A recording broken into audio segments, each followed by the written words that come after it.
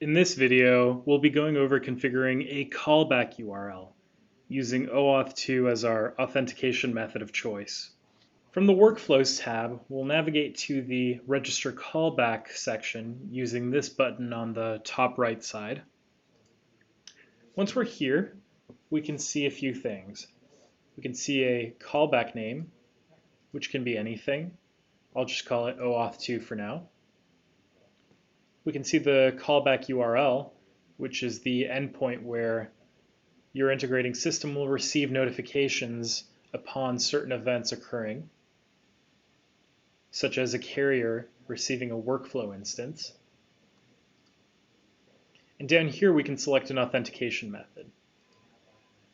We can choose no authentication, which is not recommended. We can choose basic authentication, which calls for a generic username and password. Or we could choose OAuth2.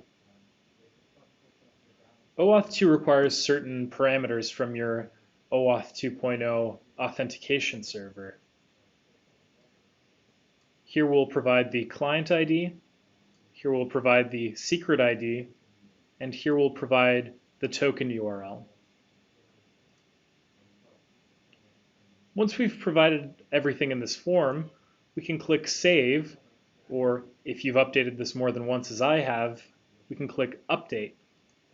And below it should tell us that our callback has been saved or updated successfully.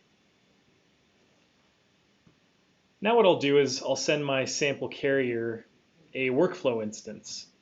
And I have a server running where it'll catch any events emitted to this callback URL.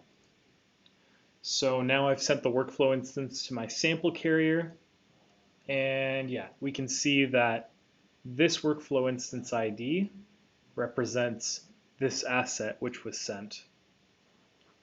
We can also see information about the workflow ID.